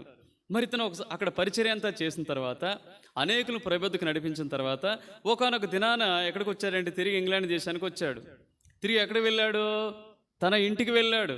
తన ఇంటికి వెళ్తే అతను చూసి ఎవరో బెగ్గర్ అనుకొని వాళ్ళ ఆవిడ ఏం చేస్తా వచ్చిందంట, భిక్ష వేయడానికి వచ్చిందంట. అర్థమైందా? గుర్తుపట్టలేదంట. ఆ విధంగా మారిపోయాడు. దేనిలో ఉండి చెప్పండి? దేవుని సేవలో ఉండి. అయితే అతను అంటాడు, అయితే నా ప్రభు నా భార్యను కానీ నా పిల్లల్ని కానీ ఏం చేయలేదు, విడిచిపెట్టలేదు. ఎందుకండి ఇది మీరు చేస్తారు? ఎందుకండి ఇంత కష్టం? డాక్టర్ కదా మీరు, ఇక్కడే ఉండొచ్చు కదా, ఎంతో అనుభవించవచ్చు కదా, మనం ఎంత సంతోషంగా ఉండొచ్చు కదా అంటే, నా ప్రభు చేసినటువంటి ఆ త్యాగంతో పోల్చుకుంటే, గుర్తుపెట్టుకయ్యా, ఈ మాటలు విను. ప్రభు నీ కొరకు ప్రాణం ఇచ్చాడు, ప్రభు నీ కొరకు రక్తం ఇచ్చాడు, ప్రభు నీ కొరకు సర్వం దారబోస్తా వచ్చాడు. ప్రభు నీ కొరకు అన్నాడు కదా, తన సొంత కుమారుని ఏం చేస్తా వచ్చాడు, అనుగ్రహిస్తా వచ్చాడు కదా. దాంతో పోల్చుకుంటే ఈ త్యాగం ఎంత మంచి మాట అన్నాడు కదా. నువ్వు ఇక్కడ కూర్చొని ఇప్పుడు కూడా పరిచర్య అంటే ఏం చేస్తావు? ఇక్కడైతే పరిచర్య చేస్తారట కొంతమంది. నాతో అంటారు, ఇక్కడైతే నాకు ఇవ్వండి, అక్కడైతే మీరు పోండి, బయటకైతే మీరు పోండి, ఇక్కడైతే నాకు ఇవ్వండి అంటుంటారు. వచ్చిన అవకాశాన్ని సద్వినియోగం చేసుకో. దేవుడు నిన్ను ఘనపరుస్తాడు. ఎలా చేయి పరిచర్య? రోమపత్రిక ఒక మాట ఉంది. ఎలా చేయి? లోబడి చేయి. 6వ అధ్యాయము 17వ వచనం. సేవ చేయి.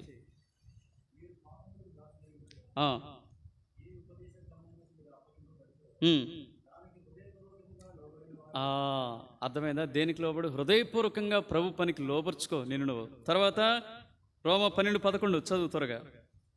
రోమ 12:11 ఎలా సేవించాలి?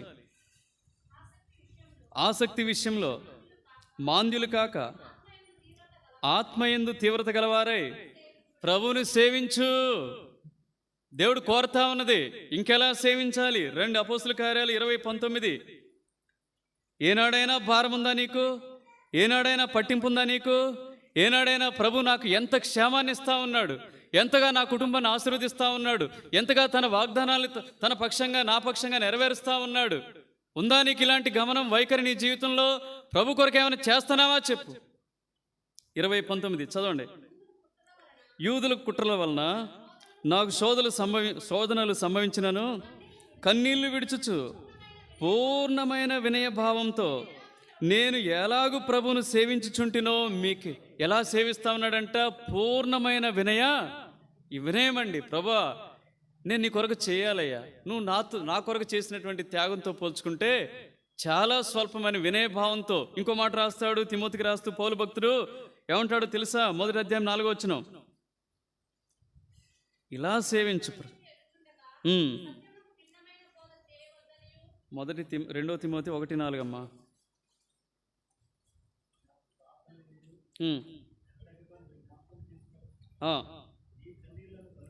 నీ కన్నీళ్లను తలుచుకొని నాకు సంపూర్ణ ఆనందం కలుగుటకై నిన్ను చూడవలనని రేయింబగలు అపేక్షించుచు నీ అందున్న నిష్కపటమైన విశ్వాసమును జ్ఞాపకం చేసుకొని నా పితరాచార ప్రకారము, ఇప్పుడు నాతో పాటు చదవండి, నిర్మలమైన మనస్సాక్షితో నేను సేవించుచున్న దేవుని ఎడల. ఎలా సేవిస్తా ఉన్నాడంట? మంచి మనస్సాక్షి కలిగి ఉండు.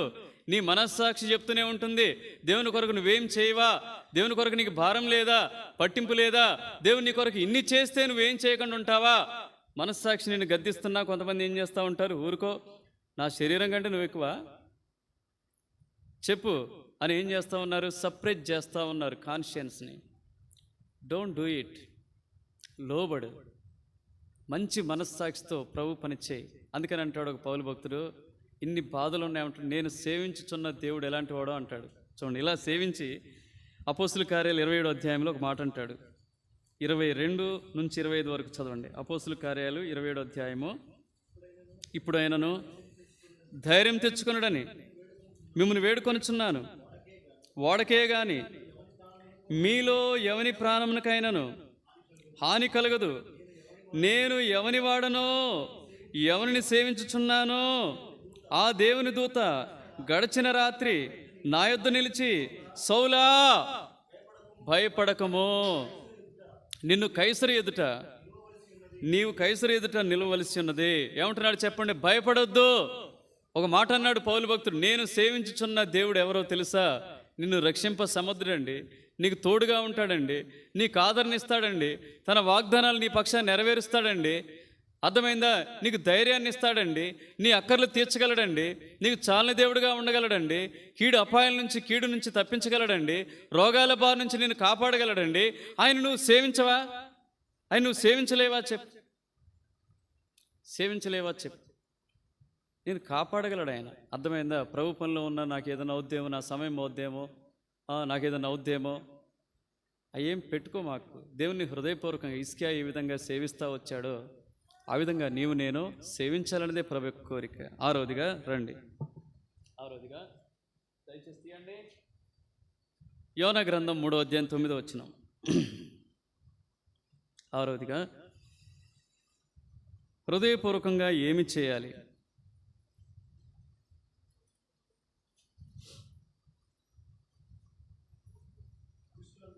మనుషులందరూ తమ దుర్మార్గములను విడిచి తాము చేయి బలాత్కారములను మానివేయవలెను. మనుషులేమి, పశువులేమి, సమస్తమును గోనెపట్ట కట్టుకొనవలెను. నాతో పాటు చదువు. జనులు మనపూర్వకముగా దేవుని వేడుకొనవలనని దూతలు నీనెవే పట్టణంలో చాటించి ప్రకటన చేసిరి. ఆరోదిగా హృదయపూర్వకంగా చేయాల్సిందేంటి? ఇప్పటికే ఆత్మీయ జీవితాలు ఎంతో కంపు కొడుతున్నాయి, దుర్వాసన వస్తున్నాయి. నీ కుటుంబంలో రక్షణ పొందిన వారు ఉంటున్నారు, నీ స్నేహితుల్లో రక్షణ పొందిన వారు ఉంటున్నారు, నీ రక్త సంబంధికుల్లో రక్షణ పొందిన వారు ఉంటున్నారు. ఎంతోమంది తాగుడుకు బానిసలైపోయారు, ఎంతోమంది దేవునికి దూరం అయిపోయారు. అర్థమైందా? దేవుని కృపకు వాళ్ళు ఎలా ఉన్నారంటే దూరస్తులుగా ఉంటున్నారు. ఇలాంటి సమయంలో నువ్వు ఎలా వేడుకోవాలి? ఎలా వేడుకోవాలి చెప్పండి? అలవాటుగా వచ్చి ప్రార్థన చేసి అయిపోయింది. ఆయన 3 నిమిషాలు అంటాడు, నేను ఇంకా సగర్వంగా 5 నిమిషాలు చేస్తాను, నా ప్రార్థన అయిపోయింది, బాయ్, టాటా, గుడ్ బై. మళ్ళీ ఇప్పుడు ఇంకో ప్రార్థన వచ్చినప్పుడు ఇదే ప్రార్థన చేసేది. ప్రార్థన చేయటానికి వస్తున్నాం తప్ప ప్రభుని వేడుకోవటానికి రావట్లేదు. నేను అనుకుంటున్నాను ప్రార్థన చేయటానికైతే వస్తున్నాం, మనం అలవాటుగా వస్తున్నాం, వాడుక చొప్పున వస్తున్నాం, యాంత్రికంగా వస్తున్నావు. కానీ హృదయపూర్వకంగా నువ్వు ప్రార్థన చేయగలుగుతున్నావా చెప్పు? హృదయపూర్వకంగా ఒక వ్యక్తి గురించి నువ్వు ప్రార్థన చేస్తున్నావా చెప్పు? హృదయపూర్వకంగా పాపుల గురించి, వారి రక్షణ గురించి నువ్వు ప్రార్థన చేస్తున్నావా చెప్పు? హృదయపూర్వకంగా మందిరాన్ని అక్కర్లున్నాయి, అక్కర్ల కొరకు నువ్వు ప్రార్థన చేస్తున్నావా చెప్పు? హృదయపూర్వకంగా ఇక్కడ ఎంతో పని సాగుతూ ఉంది, సేవ కొనసాగుతూ ఉంది, ఆ సేవను దేవుడు దీవించాలని, ఆశీర్వదించాలని ప్రార్థన చేస్తున్నావా చెప్పు? ఎంతోమంది ఉద్యోగార్థులు వాళ్ళు ప్రార్థించమని కోరుతూ వచ్చారు, వారి కొరకు హృదయపూర్వకంగా నువ్వు ప్రార్థన చేస్తున్నావా చెప్పు? గుండె మీద చేసుకొని చెప్పు. లేదు, నీ జీవితంలో ఎంతో కాలమైంది నువ్వు హృదయపూర్వకంగా ప్రభుని వేడుకొని. అర్థమైందా? ఈనాడైనా నీ ప్రభు సన్నిధిలో కుమ్మరించు.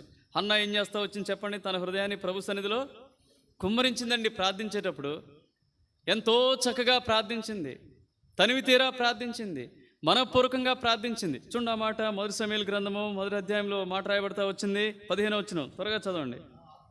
నా ఆత్మను యెహోవా సన్నిధిని కుమ్మరించుకొనుచున్నాను కదా. ఏం చేస్తా వచ్చింది చెప్పండి? హృదయాన్ని కుమ్మరించుకుంది. అలాంటి ప్రార్థన నేను వినటం లేదే, నేను చూడటం లేదు, ఇన్ఫ్యాక్ట్ నేను కూడా చేయటం లేదు. మీతో పాటుగా నేను కూడా ద్రోహిని నేను. అలాంటి ప్రార్థన చేయలేకపోతా ఉన్నాను. ఒకవేళ నావలే నీవు కూడా ఉంటే ప్రభు బల్ల ఎదుట పశ్చాత్తాపడు, ప్రభుని క్షమాపణ వేడుకో. ఇక నుంచైనా హృదయపూర్వకమైనటువంటి ప్రార్థనలు చేయి. ప్రభుకి మొక్కుబొల్లుగా చేయకు, వాడుగా చేయకు. నీ జీవితాన్ని మార్చుకో. హృదయపూర్వకంగా వేడుకుంటే ఎన్నో ప్రార్థనలకి ఈనాడు జవాబు పొందేదానివి నీ జీవితంలో. అర్థమైందా? 1937-38 సంవత్సరాల్లో మార్టిన్పూర్ ప్రాంతం, అది ఏం ప్రాంతం? అది మార్టిన్పూర్, పంజాబ్లో ఉన్నటువంటి ప్రాంతం మార్టిన్పూర్. ఇప్పుడు బహుశా పాకిస్తాన్లో ఉందనుకుంటాను. ఆ మార్టిన్పూర్ ప్రాంతానికి దేవుని దాసుడైనటువంటి దైవజనుడైనటువంటి భగత్ సింగ్ గారిని వాళ్ళు రమ్మని కోరుతా వచ్చారు. అయితే మార్టిన్పూర్ ఎంతో పాపంలో కొనసాగుతూ వచ్చింది, పతనమైపోయింది. త్రాగుడు ఉన్నాయి, వ్యభిచారం ఉంది అక్కడ, జూదం ఉంది అక్కడ, మోసం ఉన్నది అక్కడ. ప్రజలు ఎంతగానో దేవునికి దూరం అయిపోతా వచ్చారు, దేవుని కనికరానికి దూరంగా ఉంటూ జీవిస్తూ ఉన్నారు వాళ్ళు. అలాంటి ప్రజల కొరకు ప్రక్కనే ఒక ప్రాంతంలో భగత్ సింగ్ గారు వెళ్ళినప్పుడు అక్కడ పరిచర్య జరుగుతూ ఉంటే ఒక పాప వచ్చి వేడుకుంటుంది. మొదటి రోజు అడుగుద్ది, 2వ రోజు అడుగుద్ది, 3వ రోజు అడుగుద్ది. అక్కడ గురించి హెచ్చరిస్తారు అక్కడ ఉన్న వాళ్ళు. మార్టిన్పూర్ సరైన ప్రాంతం కాదు, అక్కడ పోలేం, అక్కడ పరిచర్య చేయలేం, వాళ్ళు దుర్మార్గులు, వాళ్ళు నేను ఏదైనా చేస్తారయ్యా అంటే భక్సింగ్ గారు ప్రార్థన చేసుకుంటారు. తర్వాత కొద్ది రోజుల తర్వాత అక్కడ మీటింగ్స్ అయిపోయి సమయానికి ప్రభు తనకు సమాధానం ఇస్తాడు. సమాధానం ఇచ్చిన తర్వాత నేను వస్తానని చెప్తాడు. వెళ్తుండగానే దారిలో అందరూ హేళన చేస్తారు. నువ్వు మా గ్రామంలోకి వచ్చి దేవుని మాటలు చెప్పగలవా? దేవుని స్వార్థ ప్రకటించగలవా? దేవుని వద్దకు ప్రజలు నడిపించగలవా? నామకార్థ క్రైస్తవత్వంలో నుంచి నువ్వు నిజమైన రక్షణలోనికి తీసుకువెళ్ళగలవా అని సవాల్ చేస్తారు. అయితే భక్సింగ్ గారు నా వల్ల ఇది కాదు, కానీ నా దేవుడు ఏం చేయగలడు? చేయగలడు అంటాడు. జూన్ 4వ తారీఖున అక్కడ వెళ్తాడు. 4వ తారీఖు, 5వ తారీఖు, 6వ తారీఖు, 7వ తారీఖు ఇట్లా గడిచిపోద్దండి. జూన్ 13 వరకు కూడా అక్కడ ఉన్నటువంటి 500 మందిలో ఒక్కళ్ళు కూడా ఏం తీర్మానం చేసుకోలేదు. ఎవ్వరు కూడా ఎన్ని రోజులు? జూన్ 4 నుంచి 13 వరకు అంటే ఎన్ని రోజులు? 10 రోజుల వరకు ఒక్క తీర్మానం లేదు. ఒక్కరు కూడా మారు మనసు పొందలేదు. ఒక్కరు కూడా ప్రభుకి హృదయంలో చోటు ఇవ్వలేదు. ఆ రాత్రి భక్సింగ్ గారు ఏం చేస్తా వచ్చారంటే, ఎందుకు నడిపించావు ఈ ప్రాంతానికి? ఎందుకు అప్పగించావు పరిచర్య? నువ్వే కదా వెళ్ళమన్నది. నేను బోధిస్తున్నాను కానీ ఒక్కళ్ళలో కూడా మార్పు రావట్లేదే. నీ పని నువ్వే ఏం చేయి, దీవించు, ఆశీర్వదించు. ఇది చివరి రాత్రి. ఈ రాత్రి కనుక పోతే వాళ్ళు నరకానికి పోతారు. వాళ్ళని వదిలిపెడతావా? ప్రభుతో వాదించాడు, హృదయాన్ని కుమ్మరించాడు, కన్నీరు గార్చాడు, కలవరపడ్డాడు, వేదన చెందాడు. వారు నరకంలో ఉంటే వాళ్ళ పరిస్థితి ఏంటని ఎంతగానో పరితపించాడు. తెల్లవారు ఉదయం వాక్యం బోధించాడు.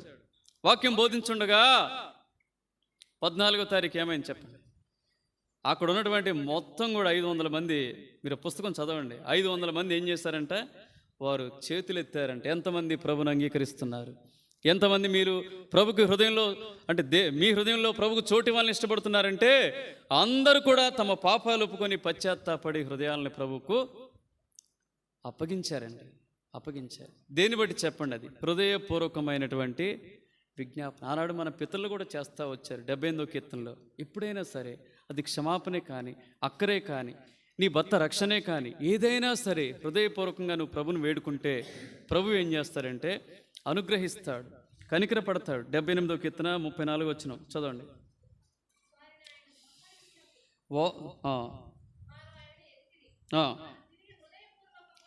వారు తిరిగి హృదయపూర్వకంగా దేవుని బతిమాలు కొనిరి. అప్పుడు దేవుడు ఏం చేస్తాడు? 39వ వచనం. దేవుడు ఏం చేశాడు?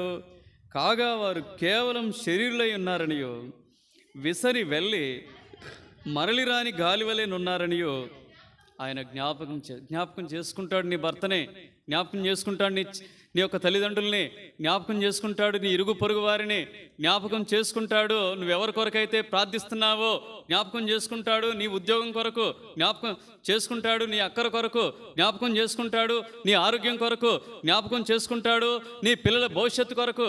గుర్తుపెట్టుకో. అయితే నేను చేయవలసిందేంటి? హృదయపూర్వకంగా ప్రభుని వేడుకో. ఎంత కాలమైంది నువ్వు ప్రభుని వేడుకొని హృదయపూర్వకంగా? చెప్పు. ఇప్పుడు చెప్పండి, పొట్ట మీద కాదు, ఎక్కడ వేసుకొని చేయి చెప్పండి? ఎక్కడ? గుండె మీద చేసుకొని చెప్పు. హృదయపూర్వకంగా ప్రార్థించి ఎంతకాలమైంది? దేవుని నిన్ను అడుగుతా ఉన్నాడు. హృదయపూర్వకంగా కన్నీరు కార్చి ఎంతకాలమైంది? హృదయపూర్వకంగా ప్రభు పాదాలు పట్టుకొని ఎంతకాలమైంది? హృదయపూర్వకంగా నువ్వు సాగిలపడి ప్రార్థించి ఎంతకాలమైంది? చెప్పు. నేను ప్రశ్న వేసుకో. చివరిగా ఒక మాట, ఎఫెసీ 6:6. ఎఫెసీ 6:6.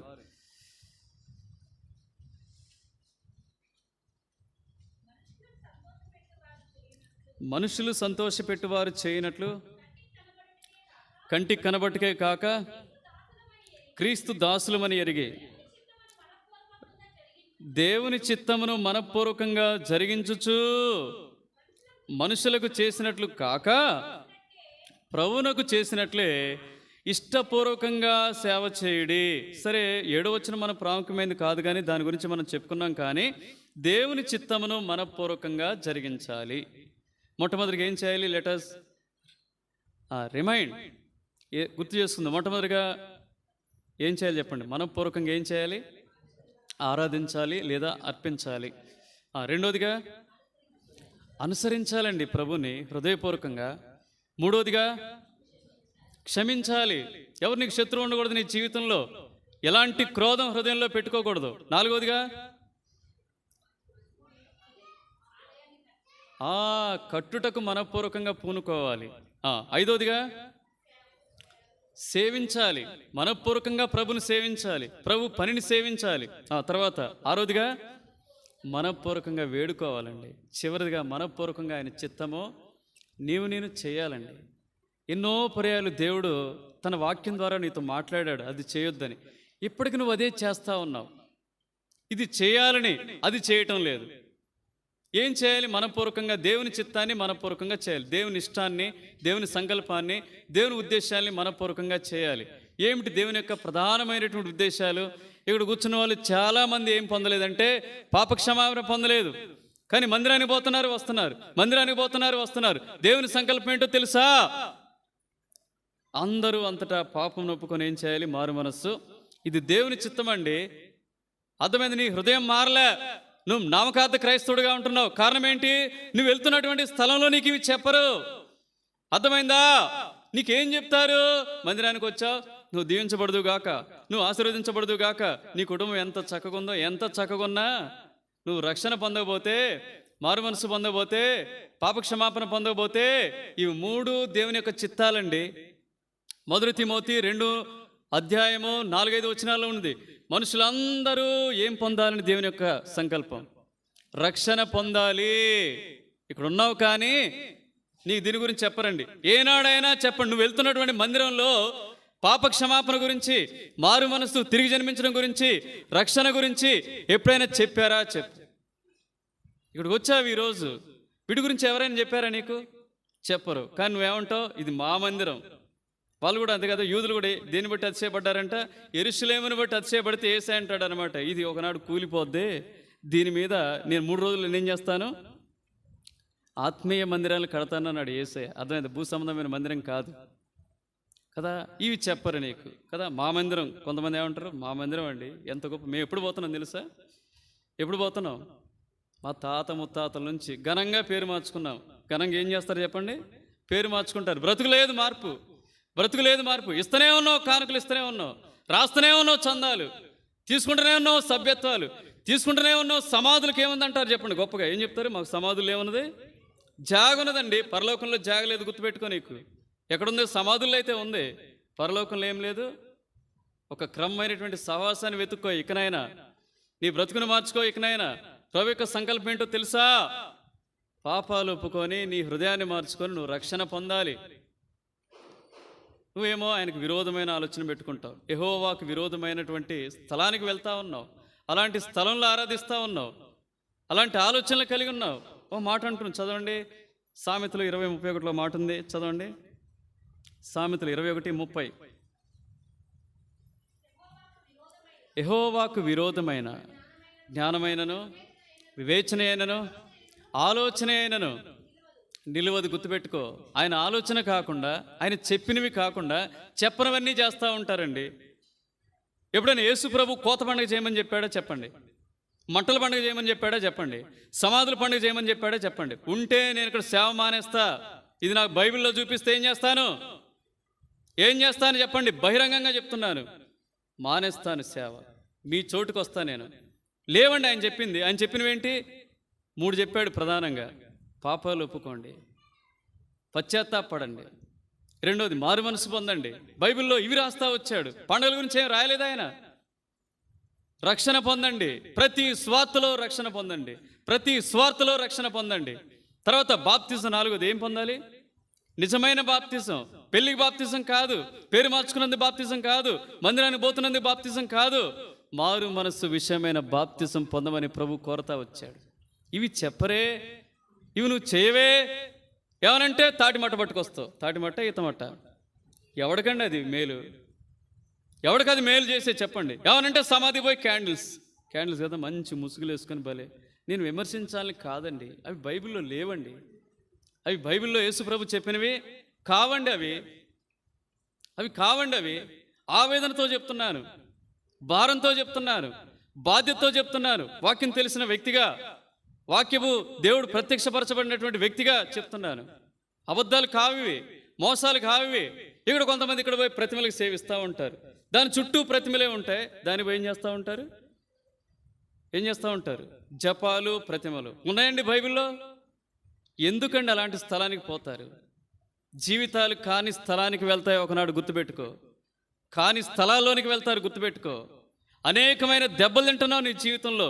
ఇప్పటికైనా దేవుని చిత్తమైనటువంటి పాపక్షమాపణ, మారు మనస్సు, రక్షణ, బాప్తిసం ఈ పొందు నీ జీవితంలో. అందుకని అంటాడు, ఎన్ని దెబ్బలంటే చిత్తానికి లోబడకపోతే. లూకాసు వార్త 12:47 చదువుకుందాం. లూకాసు వార్త 12:47.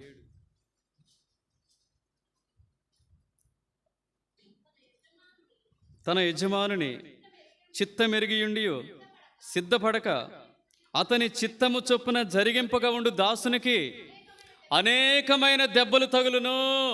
గుర్తుపెట్టుకో, ఇప్పటికి అనుభవిస్తున్నావు. నెమ్మది లేదు నీ భక్తిని బట్టి, శాంతి లేదు నీ భక్తిని బట్టి, ఒక సంతోషం లేదు నీ కుటుంబంలో. నీ మాట ఎవరు వినరు, నీ ప్రార్థనకి జవాబే రావట్లే, నీ పనికి మాలిన భక్తిని బట్టి. దేవుని చిత్తాన్ని జరిగిస్తే నా చిత్తము చేయవాడు నిత్యము నిలుచును, నిరంతరము నిలుచుననుంది. నిరంతరము నిలుస్తాడయ్యా. కాబట్టి ఈ మధ్యాహ్న కాల సమయంలో ప్రభు నీతో మాట్లాడితే ప్రభుతో సమాధానపడు. నీ జీవితాన్ని మార్చుకో. ఒక మంచి సహవాసంలో ఉండు. వాక్యం చెబుతుండగా నీ హృదయం ఏమంటాడు అక్కడ? మా హృదయంలో మండలేదా అంటాడు. ఆ మంట కలిగినటువంటి సహవాసంలోనికి రా. ప్రభు యొక్క స్వరూపంలోనికి మారు. ప్రభు వచ్చినప్పుడు నిన్ను ఏం చేస్తాడంటే ఆయన ఉండే స్థలానికి నిన్ను తీసుకుపోతాడయ్యా, తీసుకుపోతాడు. అందుకని కీర్తనలు ఎవడు నిజమైనటువంటి భక్తిలో చెప్తాడు. 15వ కీర్తన మొదటి 4 వచనాలు చదవండి. 4 వచనాలు నేను చూపించి ముగిస్తాను. అయిపోయింది. మంచి భోజనం ఉంది, ఎవరు కంగారు పడద్దు, తృప్తిగా భోజనం చేసేయాలండి. యెహోవా నీ గుడారంలో అతిథిగా ఉండదగిన వాడెవడు? నీ పరిశుద్ధ పర్వతం మీద నివసింపదగిన వాడెవడు? యథార్థమైన ప్రవర్తన కలిగి నీతిని అనుసరించుచు హృదయపూర్వకంగా నిజము పలుకువాడే. అట్టివాడు నాలుగుతో కొండెములాడడు, తన చెలికానికి కీడు చేయడు, తన పొరుగువాని మీద నిందమోపడు. అతని దృష్టికి నీచుడు అసహ్యుడు. అతడు యెహోవా యందు భయభక్తులు గల వారిని సన్మానించును. అతడు ప్రమాణం చేయగా నష్టము కలిగినను మాట తప్పడు. గుర్తుపెట్టుకో, నష్టము కలిగినను మాట తప్పడు. యథార్థ హృదయంతో హృదయపూర్వకంగా సేవించు, భక్తి చేయి. అలాంటి భక్తి ప్రభు కోరుతా ఉన్నాడు. అలాంటి భక్తి నీలో లేదు కాబట్టి ఏమంటున్నాడు చెప్పండి? రండి, అపోస్తుల కార్యాలు 8వ అధ్యాయం. అలాంటి భక్తి నీలో లేదు, నీ జీవితంలో లేదు. ఇలాంటి భక్తి, హృదయపూర్వకంగా వెంబడించే భక్తి లేదు, హృదయపూర్వకంగా సేవించే భక్తి లేదు. కాబట్టి అంటున్నాడు చూడు, నీ హృదయం సరైంది, నీ హృదయము దేవుని ఎదుట సరైనది కాదు గనుక ఈ కార్యమందు నీకు పాలు పంపులు లేవు. చదవమ్మా. కాబట్టి ఈ నీ చెడుతనము మానుకొని మారు మనస్సునుంది ప్రభువుని వేడుకొనుము. ఒకవేళ నీ హృదయాలోచన క్షమింపబడవచ్చును. నీవు ఘోర దుష్టత్వంలోను దుర్నీతి బంధకంలోను ఉన్నట్లు నాకు కనబడుచున్నదని చెప్పాను. సరి చేసుకో. కంపు కొట్టే హృదయంతో ఎంతకాలం జీవిస్తా చెప్పండి? ఆ జీవితాన్ని మార్చుకో. హృదయపూర్వకంగా ప్రభుని వెంబడించు, ఒప్పుకో. నాతో పాటుగా సామెతలు 3 మొదటి 2 వచనాలు చదువుకొని ప్రభు వాళ్ళకి వెళ్దాం. సామెతలు 3 మొదటి 2 వచనాలు. ఆగండి, నాతో పాటుగా అన్నాను. ఇంత వాక్యం విన్నావు, ఇప్పుడు ఏం చేయాలి? ఈ ఒక్క మాటలు ప్రభుతో చెప్పు. నాతో కాదు. నా కుమారుడా అంటే నాతో కాదు. నా కుమారుడా, నా ఉపదేశమును మరువకము, నా ఆజ్ఞలను హృదయపూర్వకంగా గైకొనుము. అవి దీర్ఘాయువును సుఖజీవముతో గడుచు సంవత్సరములను శాంతిని నీకు కలుగచేయును. అయ్యా, ఎంతో శ్రేష్టమైన మాటలు, దేవుని మాటలు. ఈ మాటలు నువ్వు లోబడితే, ఈ మాటలు నువ్వు అంగీకరిస్తే, ఈ మాటలు నువ్వు సమ్మతిస్తే దేవుడు నీకు తోడుగా ఉంటాడు, నీకు నెమ్మదినిస్తాడు, సమాధానం ఇస్తాడు, దీర్ఘాయుష్ ఇస్తాడు, సుఖమైన జీవితాన్ని ఈ లోకంలో నీకు ఇస్తాడు.